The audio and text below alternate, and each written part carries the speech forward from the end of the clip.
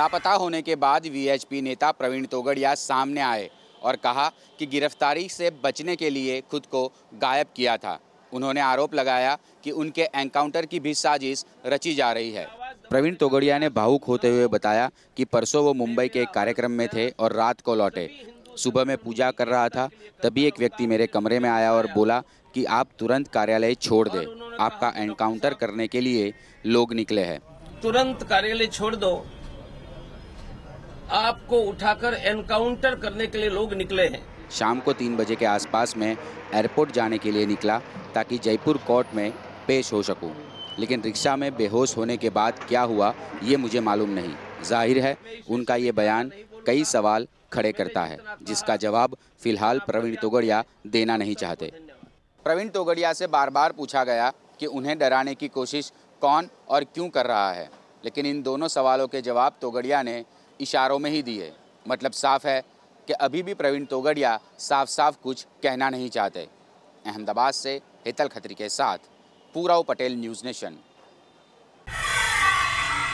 बरेली के एक संगठन ने शिया वक्फ बोर्ड के चेयरमैन वसीम रिजवी का सिर कलम करने पर 10 लाख रुपए की इनाम की घोषणा की है। बरेली के संगठन ऑल इंडिया फैजाने मदीना काउंसिल ने वसीम रिजवी का सिर कलम करने वाले को 10 लाख रुपए का इनाम और मुफ्त हज यात्रा की घोषणा की है।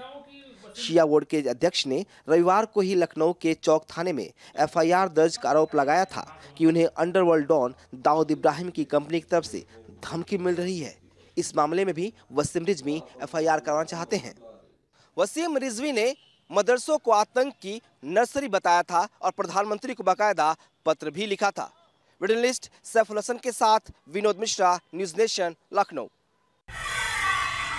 25 अगस्त को पंचकुला हिंसा में सरकारी खजाने को करीब 126 करोड़ का नुकसान हुआ, जिसमें सरकारी और गैर सरकारी प्रॉपर्टी के साथ साथ सुरक्षा व्यवस्था में खर्च हुआ शामिल है। पंजाब और हरियाणा हाईकोर्ट ने डेरा सच्चा सौदा के प्रमुख राम रहीम को रेप का दोषी करार दिए जाने के बाद हुई हिंसा में सार्वजनिक और निजी संपत्ति को हुए नुकसान को लेकर कोर्ट ने अपने आदेश में कहा था कि हिंसा में हुई नुकसान की भरपाई डेरा की संपत्तियों को जब्त कर किया जाए। प्रदेश भर के कई जिलों में संपत्तियों को डेरे की अनुयायियों द्वारा नुकसान पहुंचाया गया। करीब 126 करोड़ में सबसे ज्यादा नुकसान अंबाला जिले के हुआ, जिसमें करीब 47 करोड़ का नुकसान हुआ। उसके बाद फतेहाबाद में करीब 15 करोड़ का नुकसान हुआ। वहीं पंचकुला हिंसा में कई लोगों को अपनी जान भी गंवानी पड़ी थी। हिंसा में नुकसान की भरपाई डेरे की संपत्तियों को बेचकर की जा सकती है और इस मामले की सुनवाई अभी हाई कोर्ट में होनी है, जहां पर हाई कोर्ट डेरे से पूछ सकता है कि ऐसा क्यों न किया जाए। वहीं डेरे की संपत्तियों को बेचने को लेकर डेरा किस तरह की दलीलें हाई कोर्ट में देता है, ये देखना दिलचस्प रहेगा। वीडियो जर्नलिस्ट श्रवण के साथ विशाल ठाकुर, न्यूज़ नेशन, चंडीगढ़। 26/11 आतंकी हमलों के 9 साल बाद मोशे इजराइल से भारत आया है। आज मुंबई में मोशे खबाद हाउस भी पहुंचा, जहां पर आतंकियों ने उसके माता पिता की हत्या कर दी थी। मोशे के लिए मौका भावनाओं से परिपूर्ण था। 9 साल बाद आज वो फिर उस जगह पहुंचा जहां उसने अपने माता पिता को आखिरी बार गले लगाया था। 2008 के आतंकी हमलों में आतंकियों ने मोशे के पिता गैब्रियल होल्सबर्ग और मां रिविका के साथ 6 लोगों को मौत के घाट उतार दिया था, लेकिन उस समय 2 साल का बेबी मोशे किसी तरह बच गया था। मोशे के साथ उसकी आया सैंड्रा सैमुअल भी हिंदुस्तान आई हैं, जिनकी बहादुरी की बदौलत 2008 के आतंकी हमलों में मोशे की जान बचाई जा सकी थी। इस हमले में मारे गए लोगों की याद में इजराइल सरकार ने मुंबई के खबाद हाउस को एक मेमोरियल में तब्दील कर दिया है, जिसका उद्घाटन 18 जनवरी को इजराइल पीएम बेंजामिन नेतन्याहू की मौजूदगी में होगा। मोशे का हिंदुस्तान से एक दर्द का रिश्ता है। खुद बड़े होकर मोशे ने हिंदुस्तान में ही रहने की इच्छा जताई है। वीडियो जर्नलिस्ट सिद्धेश के साथ Vikas Srivastava, News Nation, Mumbai. Israel के प्रधानमंत्री बेंजामिन नेतन्याहू ने किया ताज का दीदार। एयरपोर्ट पर मुख्यमंत्री योगी आदित्यनाथ ने की उनकी अगवानी। बेंजामिन नेतन्याहू और उनकी पत्नी सारा ने आज आगरा आकर ताज का दीदार किया।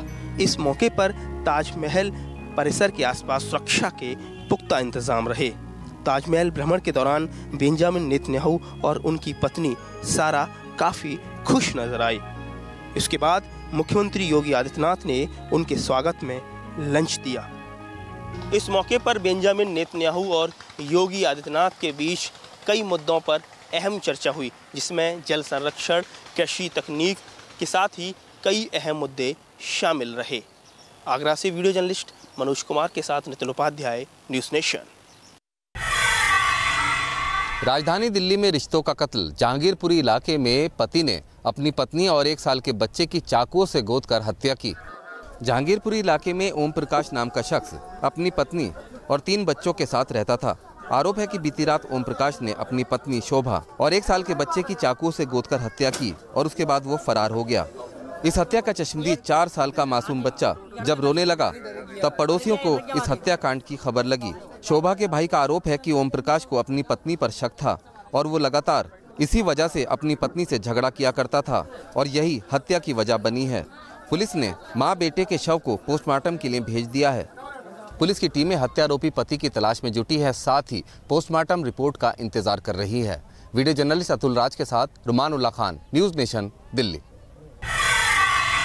तमिलनाडु का पारंपरिक खेल जल्लीकट्टू पोंगल के आखिरी दिन आज अलंगानल्लूर में खेला जा रहा है। इसमें 1000 सांड और 1200 खिलाड़ी भाग ले रहे हैं। तमिलनाडु के मुख्यमंत्री एडप्पाडी पळनिसामी और डिप्टी सीएम ओ पन्नीरसेल्वम ने मदुरई के अलंगानल्लूर में जल्लीकट्टू को शुरू करते हुए हरी झंडी दिखाई। जल्लीकट्टू तमिलनाडु का पारंपरिक खेल पोंगल के दौरान खेला जाता है। आज अलंगानल्लूर में 1000 सांड और 1200 युवक भाग लिए।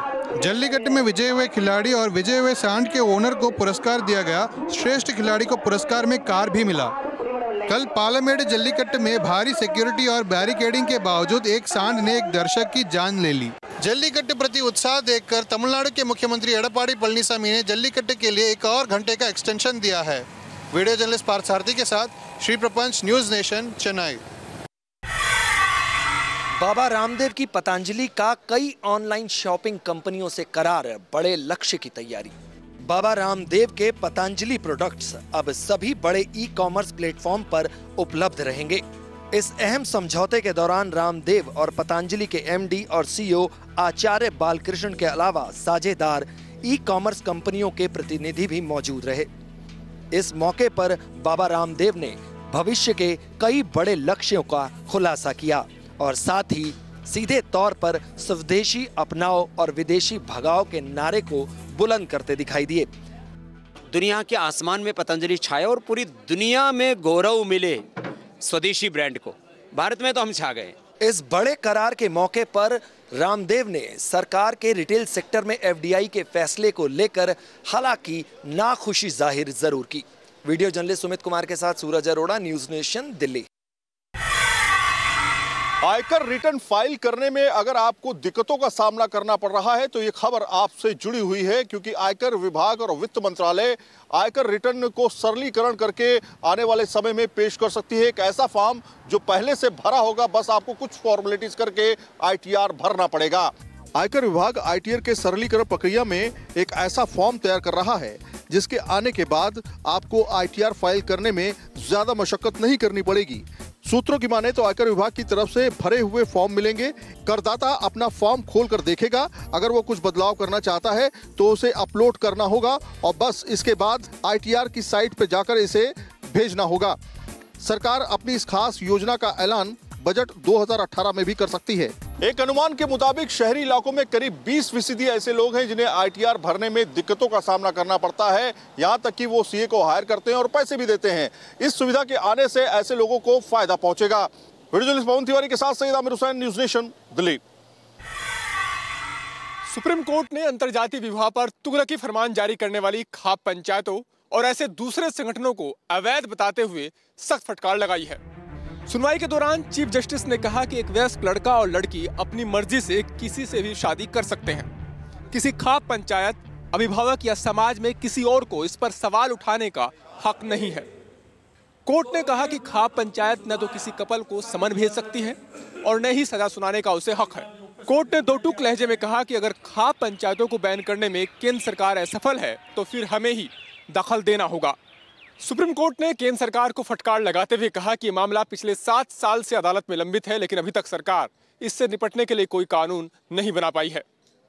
बहरहाल मामले की अगली सुनवाई 5 फरवरी को होगी। वीडियो जर्नलिस्ट अनूप के साथ अरविंद सिंह, न्यूज़ नेशन, दिल्ली।